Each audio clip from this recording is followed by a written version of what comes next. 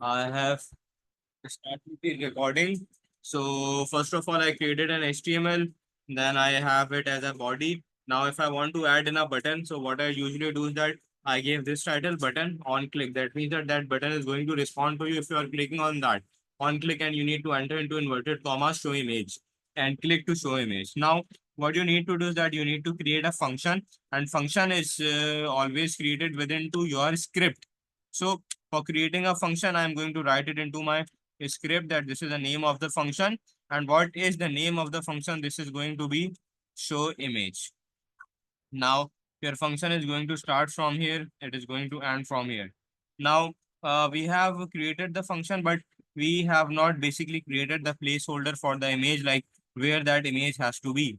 So for that, it is going to be HTML body button. This is also correct. Now, what I'm going to do is that I'm going to add a break here. This one is goes like whenever you want to break the document, or if you want to give any additional spaces. Just after breaking that, you can add an image by writing image source, and we can enter the source here, write our words, and I can give it an ID as image holder. Now I have my script, I have my function, I have my body. Now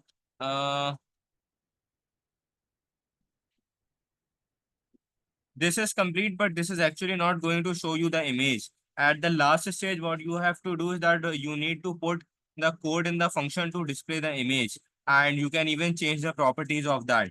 So HTML is done, body is done, button is done, break is also done, image is also done, script. Script is function, and you need to show an image, but right into that image, basically you are calling that function. So you need to call that show image into that function right here. To do that, you are going to write document dot get element by id, and you are going to call your image holder, the one which was linked above. Source, and the source of that image can be image underscore 2 dot jpg. And for the for the second area, we can have it like document dot get element by id image holder. Okay, I made a mistake here. I accidentally add a capital I, whereas it was supposed to be a small I. So it was showing me two image holders. It is going to be wrong, so I'm going to make it a single I so that I have the same of it. Now image. Okay, I accidentally added this capital H as well. So this also has to be small. All of the spellings has to be small. Now you can see that it is showing you the only one. Bracket close dot src document dot get element by id image holder. Now I'm not going to write here the source. I'm going to type that whatever the height is going to be. So let's make it around 500. Let's write it once again. Document dot element by id image holder, and width is has to be 500 and bracket close. So this is it. So let's test this function. Like, what do I get in return of that? If you have any queries, please feel free to ask. Things have started to become spicy. And this is what you will be asked into your question paper. It's just like we are working onto a question paper because similar things are asked there.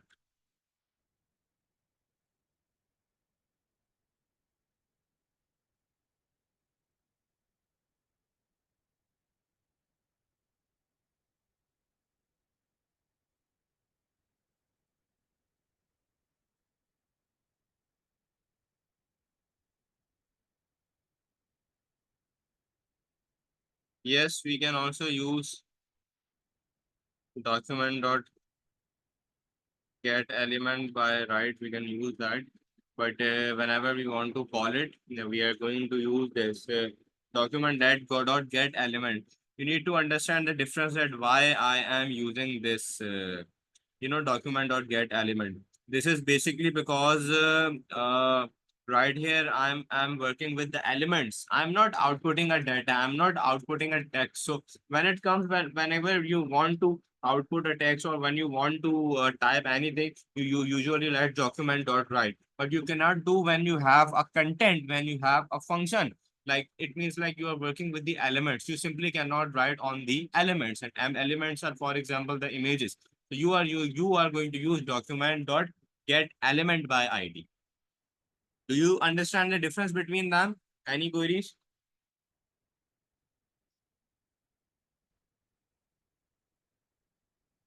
Okay, so right on the right hand side, you can see that this is a small button that says click to show an image. If I'm going to click on it, it is going to show me the image, but certainly I have not saved the image with anything such as image2 underscore dot jpg. So let's do one thing. Let's take any image and save it.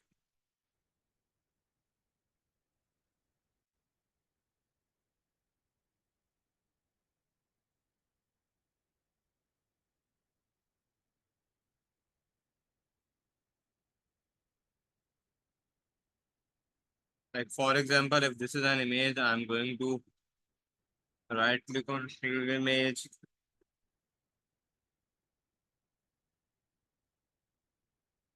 I'm going to go into the documents area and I'm going to save it as image underscore 2 dot jpeg.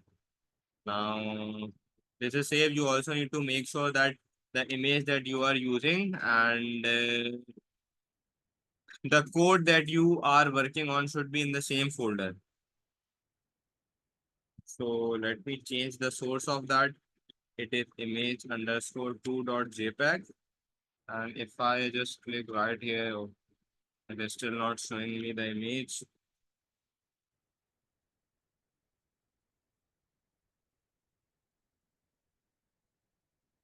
img underscore 2.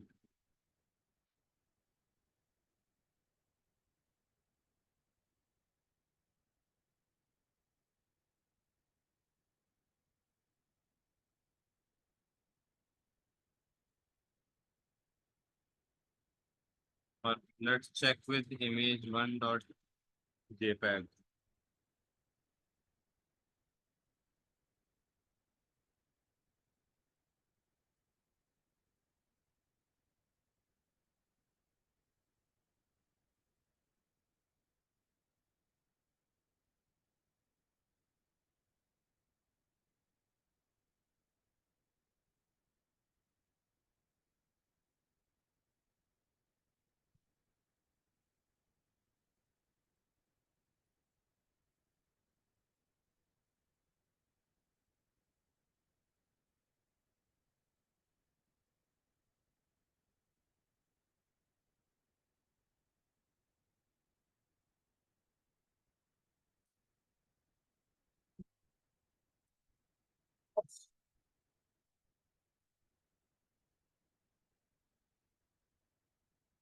Okay, so I think I should check it for errors, this code right here. And first of all,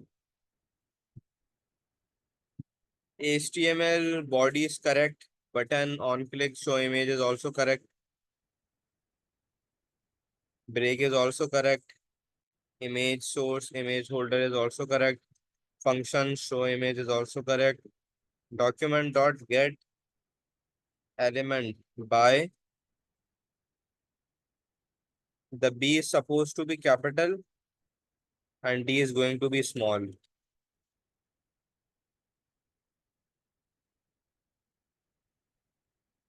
Document dot get element by ID. Image holder, image holder, image holder. Dot src dot height and width. 500, 500 script.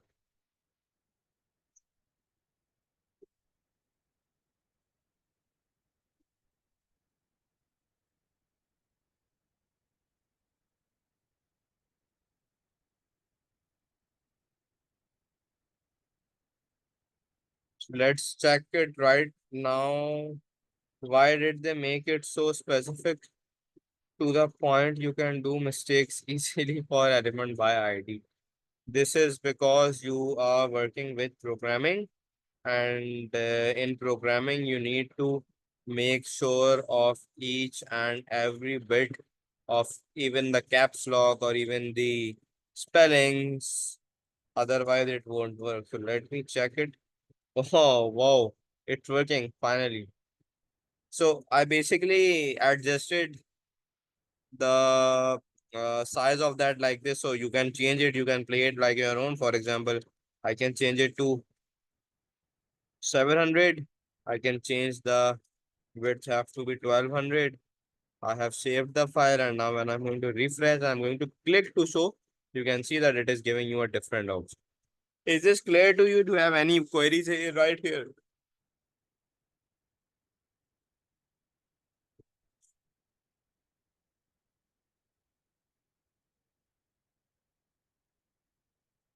Great. Now the next area that we are going to learn is that how can we use a text box. You can enter text into a text box and you can then access this data. Like for example, you're working with into a calculation. So for giving you an example of the text box, let's work on to this program that is on the right hand side of your book. This says that we are going to create a program that asks the user to enter two numbers, one in each separate box.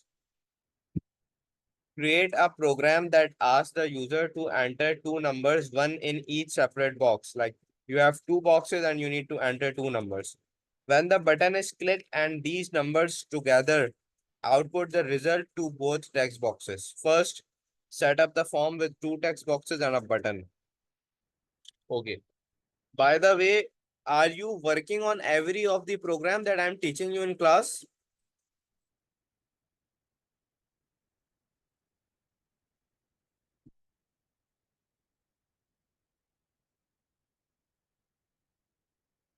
Hmm. That's great. That's great. Okay, so now let's create another file. By the way, are you getting the same results as I am getting? I am going to save this program as my uh, textbox.html.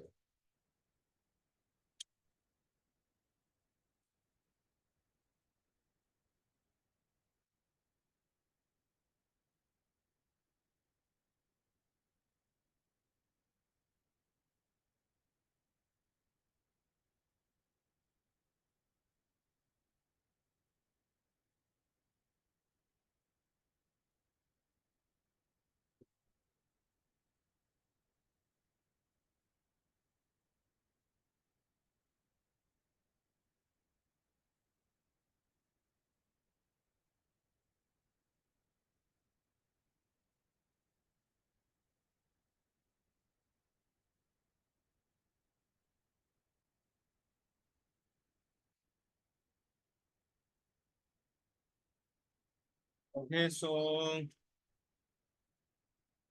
I'm where you did not, yeah, but didn't put image file, Chrome lagging, everything else is fine. Okay, okay, you can do that. Now I'm starting with the text box. So let's start working with the text area. So first of all, I'm going to create an HTML. Then this is going to be a body, HTML closed, body closed.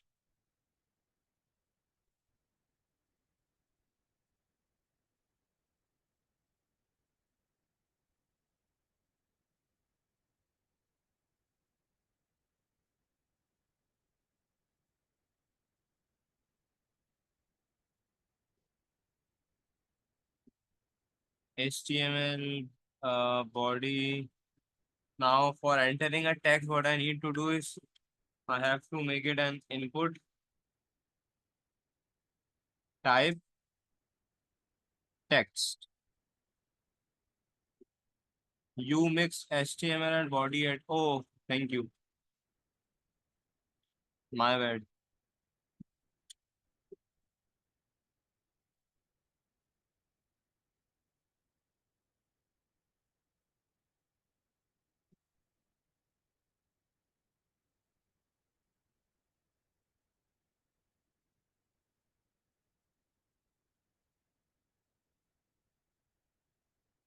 HTML, HTML, body, body. Now you need to have it like input type. This has to be a text, and you are going to give it an ID, and that ID is going to be consist of number one. Then you need to have another input where you need to give it the type as a text, and you need to give the ID as number two. Then you need to click on button.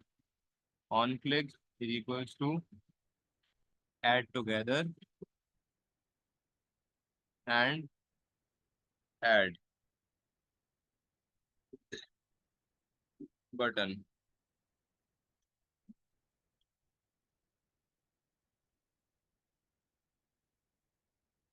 Then we have the script. Now, right here in the first stage, we have set up the form with two text boxes and a button. Now we need to declare a function within to that so that we can get the data from each text boxes and store that into a variable. I'm repeating it.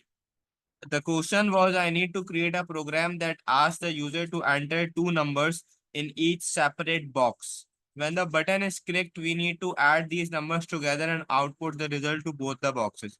So first of all, we need to set up the boxes with two text boxes and a button. And now we have done that. Now we are moving on to declaring a function. Now within that, we need to get the data from each text box and store that into each variable. So I'm going to name a function. The name of the function is going to be add together, the one which was written above. Acha, here you need to understand one thing that it was written that button on click is equal to add together. That means that when you are clicking on the button on click, it is calling the function that is named as add together. So this is the function add together. Now brackets open, function start. I need to declare a variable. The name of the variable is number one. Now I need to have a document dot get element by ID, and this needs to get your number one dot value. Okay, then similarly, variable number two, this needs to get document dot get element by ID number two dot value. Function ends, bracket close. Don't forget to do that. Script close, body close, HTML close. Save. Do you have any confusions in this code?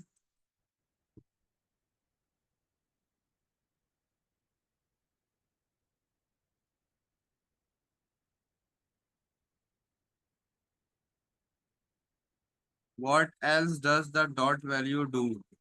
Dot value means that you are supposed to enter a value into a variable that is named as num1, and you are actually getting the value from the ID number one because it is written right here, and the data type is going to be the value.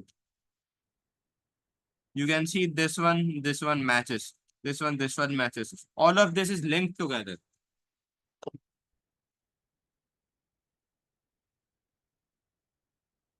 Good, good. I appreciate. Now, let's test this if this is working or not. I hope that things are being interesting for you now. So, text box,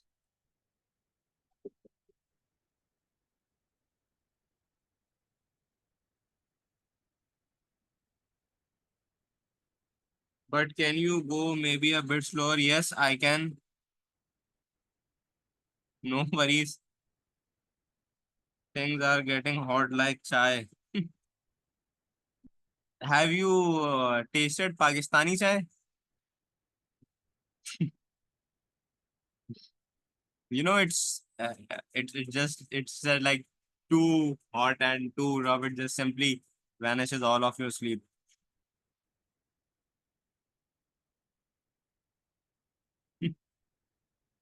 Okay, so right on the left hand side is your piece of code.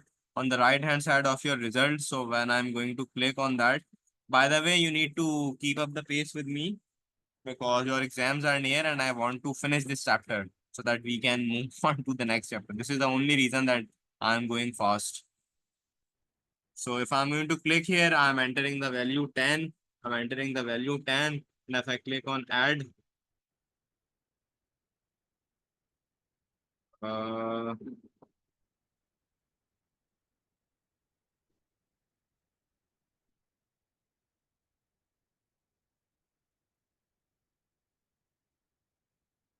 so if I'm clicking on add, it is storing that value.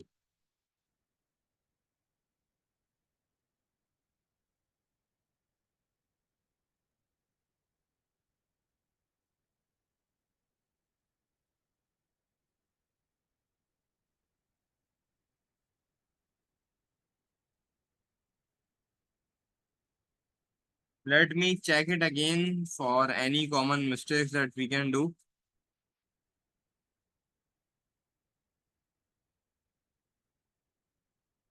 So the basic scope of the program is yet completed because it just stated that I need to create two boxes and I need to complete the value into them. But for adding the sum, adding the total of them, it's a different part. If you want me to do that, I can do it right now, or you can do it on your own. That is on this side.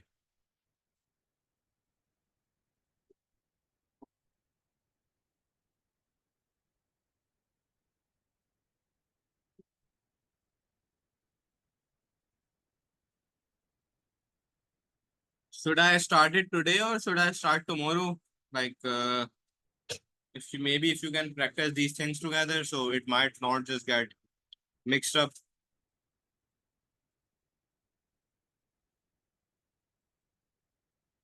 Okay, okay, perfect. So for now, just complete both of them. You can get back to me if you have any queries.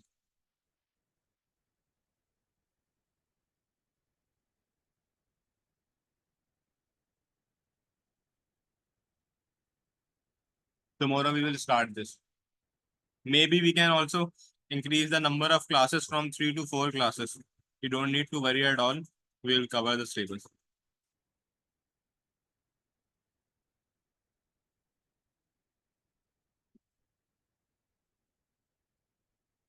Okay, so I'll see you tomorrow.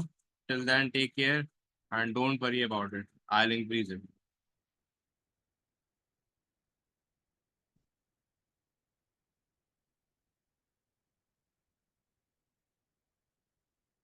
Okay, take care.